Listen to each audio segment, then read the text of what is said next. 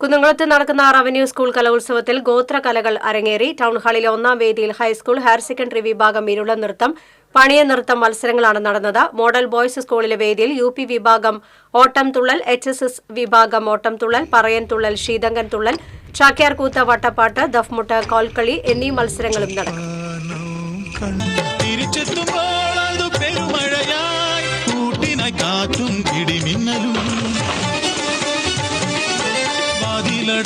പുത്രിയെ ദൈവത്തെ വിളിച്ച ശേഷം യാത്ര തിരിച്ചു. തത്തിഴും തന്നിഴുത്തും താം ചെയ്ത കഥങ്ക തരികിട ഇത്തന്നെ തരികിടതും ചെയ്തതും ചെയ്തതും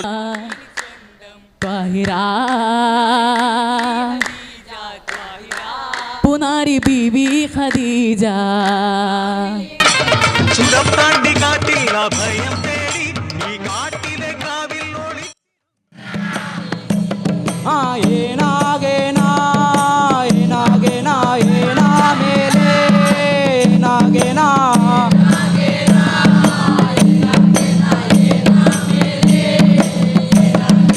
लाले लाले लाले लाले लाले लाले लाले लाले लाले लाले लाले लाले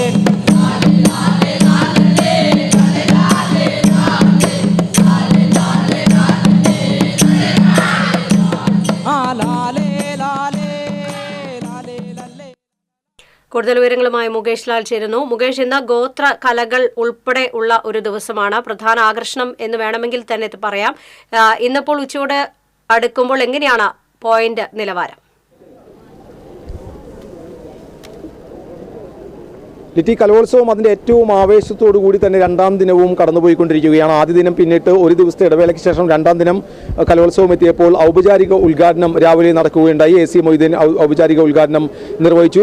പിന്നീട് മത്സരങ്ങൾ ആരംഭിച്ചു. ആദ്യ ദിവസത്തേതുപോലെ തന്നെ മത്സരങ്ങൾ ആരംഭിക്കാൻ വൈകുന്ന ഒരു സ്ഥിതിവിശേഷം രണ്ടാം ദിനത്തിലും ഉണ്ടായി. അതിന് നേരത്തെ DD വിദ്യാഭ്യാസ ഉപഡയറക്ടർ പറയുകയുണ്ടായിരുന്നു, ക്ലസ്റ്റർ അടിസ്ഥാനത്തിൽ തിരിച്ചതുകൊണ്ട് അധികം വൈകില്ല എന്നുള്ളതായിരുന്നു. പക്ഷേ ആദ്യ ദിനത്തിൽ രാത്രി 11:30 വരെ നീണ്ട ഒരു സ്ഥിതിവിശേഷം ഉണ്ടായിരുന്നു. രണ്ടാം ദിനത്തിലും അത്തരമൊരു സ്ഥിതിവിശേഷത്തിലേക്കാണ് പോകുന്നത്. കാരണം പല മത്സരങ്ങളും വൈകിയിട്ടുണ്ട്. ഇപ്പോൾ ബദനി സെന്റ് ജോൺസ് സ്കൂളിലെ പ്രധാന വേദിയാണെങ്കിൽ രാവിലെ പരിചമുട്ടുകളി കഴിഞ്ഞതിന് ശേഷം അടുത്ത മാർഗം കളി തുടങ്ങാൻ പോകുന്നതേ ഉള്ളൂ. അതിനുശേഷമാണ് ചവിട്ടുനാടക മത്സരം നടക്കാനുള്ളത്. അത് വൈകും എന്നുള്ളതാണ് നമുക്ക് മനസ്സിലാക്കാൻ സാധിക്കുന്നത്.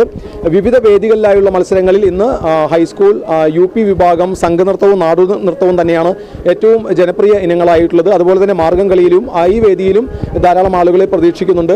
വലിയ പരാതികൾക്കിടമില്ലാത്ത വിധം കലോത്സവം മുന്നോട്ട് കൊണ്ടുപോകുമ്പോൾ പുതിയ പോയിന്റ് നില വരുന്നതേയുള്ളൂ. എന്തായാലും നമുക്ക് ഒരു മത്സരത്തിൽ ഒന്നാം സമ്മാനം കിട്ടിയ ലളിതഗാനത്തിൽ ഒന്നാം സമ്മാനം ഹൈസ്കൂൾ വിഭാഗം കൃഷ്ണദേവ് പഴുവിലെ സ്കൂളിലാണ്.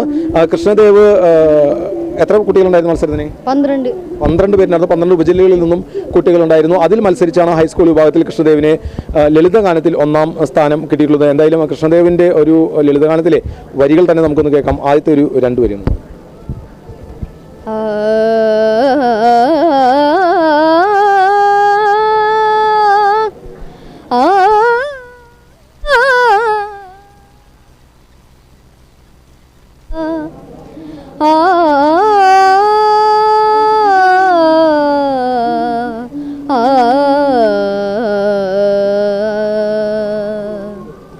ഉത്തരാ സ്വയംവരം കഥകളിയരങ്ങിലെ